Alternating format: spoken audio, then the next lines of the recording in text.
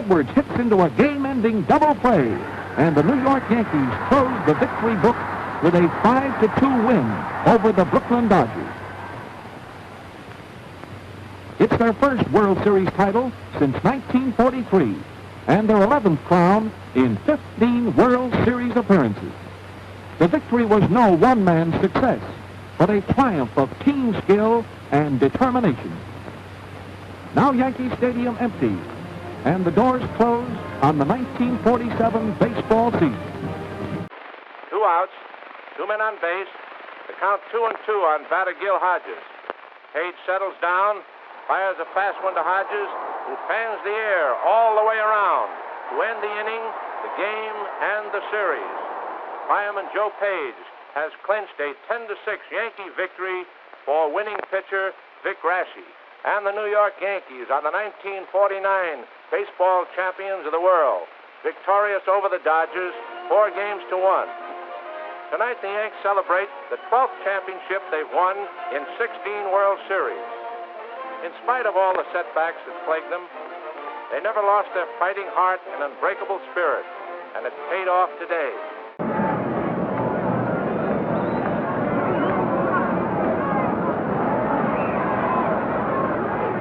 As a fly ball hit out to left field, Woodling getting under it. And the Yankees are champions. And look at Pedro, piggyback riding Bob Cassava. The Yankees for the 4th consecutive time. And boy, they're pounding that Cassava for a tremendous relief job. Look at him go. Boy, the Yanks are happy. They had to do it the hard way again. They've always won the big one, and again they did it. And the final score, the New York Yankees, 4 runs, 10 hits, 4 errors. The Brooklyn Dodgers, 2 runs, 8 hits, 1 error. Young Billy Martin, Yankee second baseman, steps into the batter's box. Labine gets set. There's the pitch, and Martin drills a hard drive through the box into center field for his 12th base hit. Bauer scores with a winning run to give the New York Yankees the World Series. This final game ends in a 4-3 score. Billy Martin's mighty bat was a strong factor in the Yankee triumph. Along with his 12 hits, Billy wound up with 23 total bases, breaking the 6-game mark set by Babe Ruth in 1923. Dodger Erskine's 14 strikeouts in the 3rd game broke another record. Yes, it was the Golden Anniversary World Series, and it was a golden experience for the baseball fans of America who followed Casey Stengel's drive to his 5th consecutive World Championship. The crowds pour out of the stadium to close a brilliant year of baseball, topped by a star-studded series performance. Elston Howard sends a grounder to Pee Wee Reese, and these Dodgers at last are world champions. Delirious with joy, teammates and fans mob the Brooklyn pitcher in wild acclaim. In the Dodger clubhouse is the pandemonium only a great victory can generate. And setting the zany pace are Gil Hodges, Duke Snyder, and Don Newcomb. This is Brooklyn's greatest baseball day. Robinson misses the 3rd strike. The ball bounces away, but Berra throws him out at first. The Yankees, with this 9-0 crusher, have won their 17th World Series. The long struggle is over, and it's a time of victorious madness for the Yankees, who came back after losing the first 2 games. Now only Aparicio stands between the Dodgers and victory. Little Louie flies out to Wally Moon. The Dodgers win 9-3 and bring Los Angeles its first baseball world championship. The players swarm around Larry Sherry, outstanding hero of the series. Next year, the scene may change, but the game will be the same. It's baseball, the world's most thrilling sport. It's a tap back past the mound to Mowrey Wills. He grabs it, throw to first. It's all over. The Dodgers win it. The Dodgers win it. In the 9th inning, no runs for the Yankees on 1 hit, 1 error, and 2 runners are left on base. And the final score, the Dodgers 2 and the Yankees 1. Ball 2, strike 2, 2 out. Killebrew on first. Dodgers leading 2-0. A step off.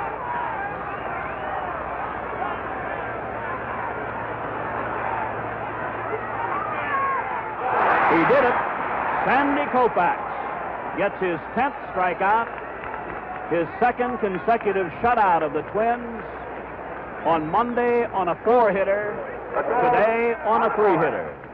Every pitcher, of course, likes to finish a game with a strikeout. This was, of course, not a game. This was the 7th game of the World Series. And the totals for the Dodgers: 2 runs, 7 hits, and no errors. For the Minnesota Twins, no runs, 3 hits, and 1 error. And so the two teams, picked by practically no one to be playing in the World Series, carry it down through 7. And the Dodgers have won the 1965 World Series. Koufax is the winner.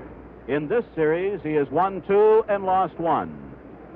He scored the 1 shutout in Dodger Stadium, where every pitcher likes to pitch, and the shutout today in Metropolitan Stadium, where very few pitchers like to pitch. Jim Cott, the loser, worked 3 innings, was followed by Al Worthington, Johnny Klipstein, Jim Merritt, and Jim Perry. Koufax won it, Cott lost it. As these same 2 pitchers duel for the 3rd time in the World Series. As it turned out, Lou Johnson's home run in the 4th inning was the only run that Koufax needed, but they scored another in the same inning on a double by Fairley and a bouncing single over first into right field by Wes Parker. So the Dodgers are the world champions, defeating the Twins in this final game by a score of 2-0. After 2 quick strikes, McNally pitches again, and Johnson flies to center. Blair is there. He takes it, and the Orioles are the new world champions. The leaping Blair is joined by Frank Robinson and Russ Snyder. Meanwhile, the celebration in the infield is just as wild. A mad, swirling mass of delirious Orioles. It's the first sweep for the American League since 1950. Von Joshua represents the Dodgers' last chance. Raleigh Fingers wraps it up, and the Oakland Coliseum explodes into ecstasy as the Oakland A's capture their 3rd successive World Championship.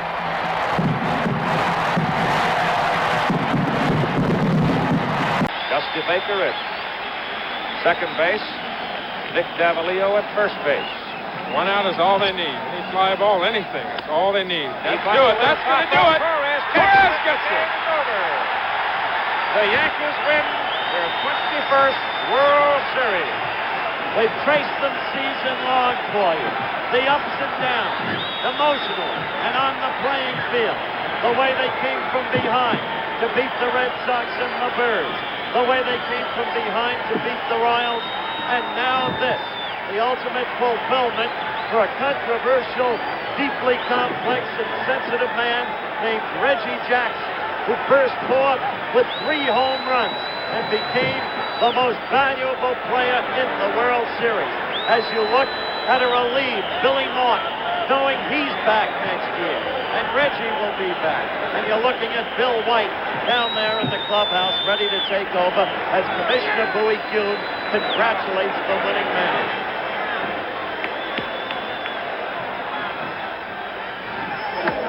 The crowd pouring out. No way in the world to stop it.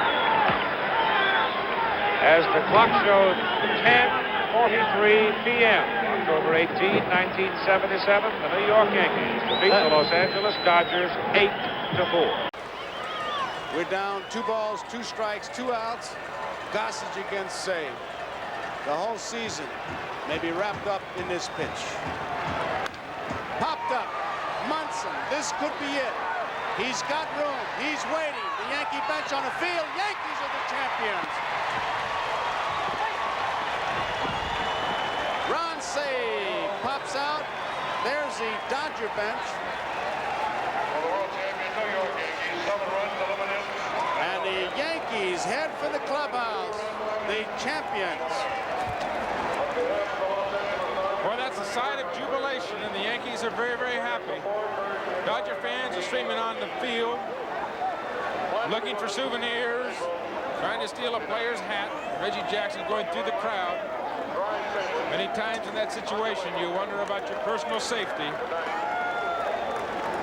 But it's a happy feeling when you get to the clubhouse. It's one of the rare feelings in sports. Welch continues to throw in the Los Angeles bullpen. Watson hits it high in the air. For the center fielder, Ken Landreau, this should do it. The Dodgers are the 1981 champions of baseball. And so there is not the usual noise making. It became apparent midway in the game, almost with the departure of Tommy John, that the Dodgers would take command. Now the Dodgers leave the field. Keith, I think it's time to Jim, you and me, jointly to congratulate them on their acquisition of the World Series championship. Lasorda, kissing Peter O'Malley too, for that matter, but Mrs. O'Malley and everybody else.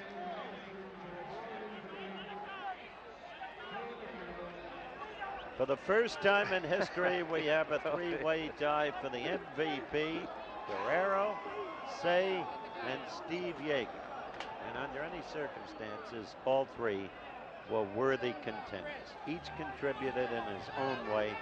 Sentimentally, maybe Ron Say the most. But anyway, Keith, there it is. 3-2 to Tony Phillips. Lansford down the line from third with 2 out. Steinbach on deck. 5-2 Dodgers in the 9th. Got him. They've done it. Like the 1969 Mets. It's the impossible dream revisited. A fastball, 9 strikeouts for Hershiser. He gives up a total of 4 hits, and look at the mob. It looked like he was going to be replaced, but he hung in there. Bulldog is quite a name. And meanwhile, Jose Canseco quietly goes back to the dressing room. The biggest single gun for the Oakland Athletics, thoroughly muffled in the series. And Mr. Orel Hershiser Sr. can finally relax for a moment. The A's, a great hitting ball club, hit 177 in the series and scored a total of 11 runs in 5 games.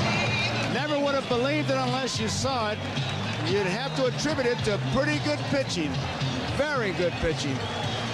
And especially by the leader on the staff, the master of the house, Orel Hershiser, who has had really the most remarkable length of success of any pitcher I have ever seen. Here's a ground ball right side, could do it. The Houston Astros are world champions for the first time in franchise history.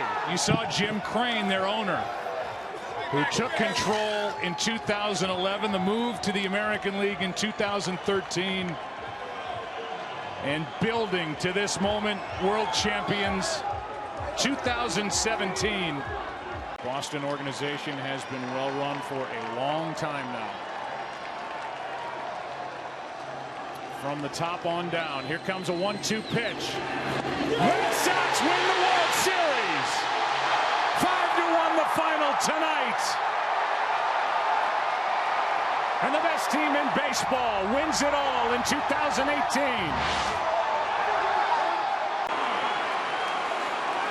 In rooting, ownership, Andrew Friedman, Dave Roberts. And strike 3. Dodgers have won it all in 2020. The Dodgers win. Finally, the wait is over. The Dodgers are the champions of 2020 in a year like no other, where joy has been so hard to come by. Tonight, tears of joy. Let them flow. Tonight, there is joy in Mudville.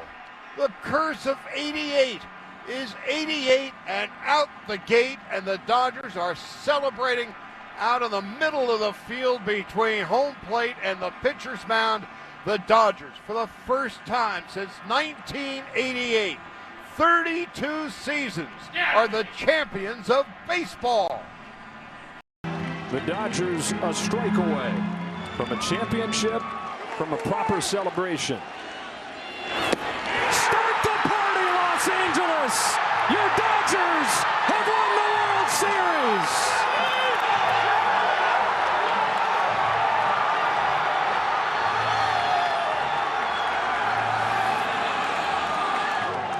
They cap off their 8th World Championship with a comeback for the ages from down 5-0 to win it 7-6 in 5 games in this clash of the Titans. The Dodgers over the Yankees, and Walker Buehler of all people, who is questionable even to make the postseason roster down the stretch, comes on 2 days after he starts game 3 and saves game 5. It's the largest comeback win in a clinching game in World Series history. World Series could end on one swing in either direction. Here's the 0-2 pitch. Kirk bounces one up the middle, bats to the bag, over to first to beat the champ. You gotta knock him out. The Dodgers stand tall and win back-to-back titles.